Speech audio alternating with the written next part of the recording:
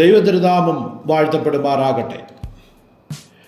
ഈ പ്രഭാതത്തിൽ ജീവനുള്ള ദേഹികളായി ദൈവത്തെ മഹത്വപ്പെടുത്തുവാൻ, ഒരു പകൽ കൂടെ കാണുവാൻ ഈ ഭൂമിയിൽ ദൈവം നമുക്ക് തന്ന നല്ല സാവകാശങ്ങൾക്കായി ഞാൻ ദൈവത്തിന് സ്തോത്രം ചെയ്യുന്നു.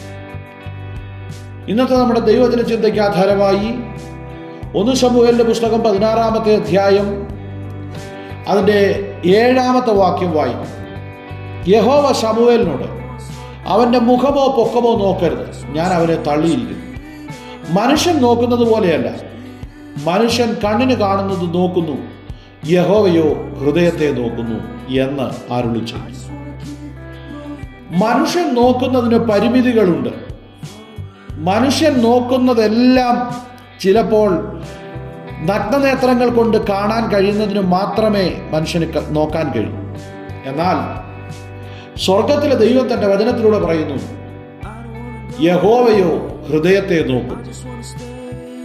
ഈ പ്രഭാതത്തിൽ ഈ ദൈവവചനത്തെ ശ്രവിക്കുന്ന ദൈവകുഞ്ഞെ, നീ ദൈവപാദപീഠത്തിലേക്ക് കടന്നു വരുമ്പോൾ അനവധിയായ പ്രശ്നങ്ങളെ കൊണ്ടും അനവധിയായ ചിന്താഭാരങ്ങളെ കൊണ്ടും നിന്റെ പ്രശ്നകലുഷിതമാണ് നിന്റെ ഹൃദയമെങ്കിൽ, ഈ പ്രഭാതത്തിൽ വചനം പറയുന്നു,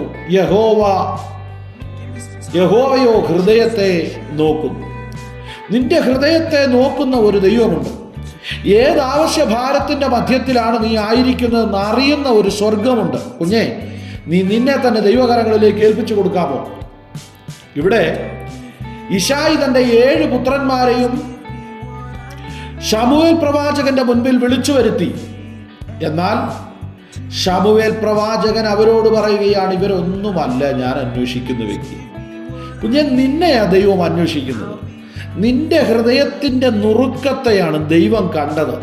അതുകൊണ്ടാണ് ആരോഗ്യ ദൃഢഗാത്രന്മാരായ മിലിറ്ററി ഓഫീസേഴ്സായ ഈ 7 സഹോദരന്മാർ ശമൂവേലിന്റെ മുൻപിൽ വന്നിട്ടും ആത്മാവ് അവനോട് സംസാരിക്കാതിരുന്നത്. എന്നാൽ നിന്റെ ഹൃദയത്തിന്റെ വിചാരങ്ങളെ അറിയുന്ന ദൈവം നിന്നെ ഓർക്കുവാൻ ഇടയായിത്തീരും. നിന്റെ ഭാരത്തെ കാണുവാൻ ഇടയായിത്തീരും.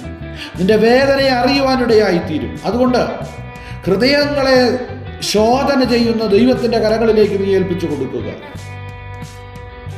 വചനം പറയുന്നത്, നിന്റെ എല്ലാ പുത്രന്മാരും വന്നോ എന്ന ചോദ്യത്തിന് ഇശായി പറയുകയാണ്, ഇനി ഉള്ളതിൽ ഇളയവൻ ഉണ്ട്, അവൻ ആടുകളെ മേയ്ക്കുകയാകും. ഇവരുടെ ഒന്നും കൂട്ടത്തിൽ നിർത്താൻ കൊള്ളാത്തവനാണ് നീ. അതുകൊണ്ട് ഞാൻ എൻ്റെ ആടുകളെ മേയ്ക്കാൻ അവനെ വിട്ടു.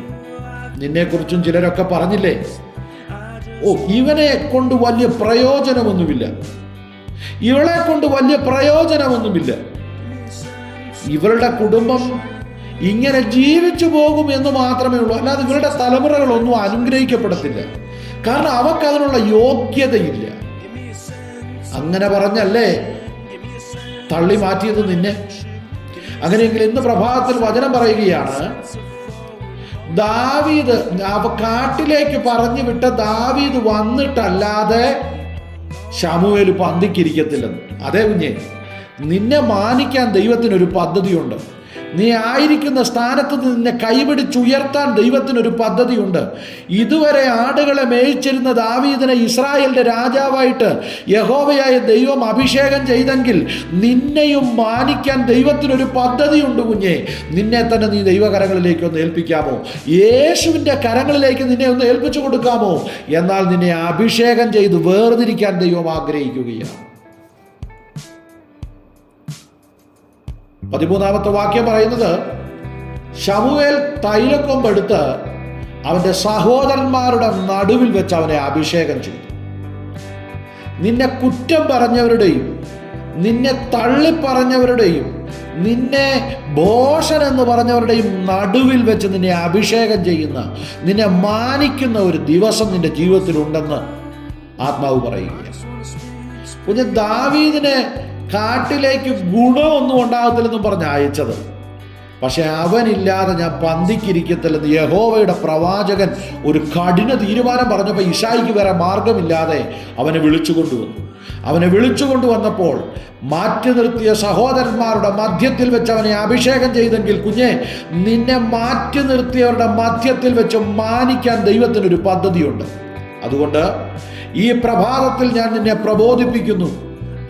മാറ്റി നിർത്തിയവരുടെയും കുറ്റം പറഞ്ഞവരുടെയും കളിയാക്കിയവരുടെയും മധ്യത്തിൽ വെച്ച് ദൈവത്തിന് നിന്നെ മാനിക്കാനും ഉയർത്താനും പദ്ധതി ഉണ്ടെങ്കിൽ ഈ പ്രഭാതത്തിൽ നീ ആ ദൈവകരങ്ങളിലേക്ക് നിന്നെ തന്നെ ഒന്ന് ഏൽപ്പിച്ചു കൊടുക്ക്.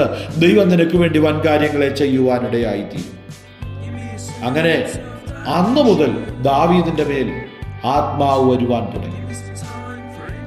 ദൈവമക്കളെ, പരിശുദ്ധാത്മ നിയന്ത്രണത്തിൽ നാം ആയിരിക്കുമ്പോൾ ദൈവിക ഉദ്ദേശത്തിലേക്ക് നമുക്ക് വേഗം എത്തിച്ചേരുവാൻ കഴിയും. മാറ്റി നിർത്തിയവരുടെ മുമ്പിൽ നിന്നെ മാനിക്കുന്ന ദൈവം. അതോടൊപ്പം തന്നെ 7-ാം വാക്യം പറഞ്ഞത്, നിന്റെ ഹൃദയത്തെ കാണുന്ന ഒരു ദൈവമുണ്ട്. അതെ, നിന്റെ ഹൃദയവേദനകളെ അറിയുന്ന ദൈവം, നിന്റെ ഭാരങ്ങളെ അറിയുന്ന ദൈവം, നിന്റെ കടഭാരങ്ങളെ അറിയുന്ന ദൈവം, നിന്റെ രോഗങ്ങളെ അറിയുന്ന ദൈവം.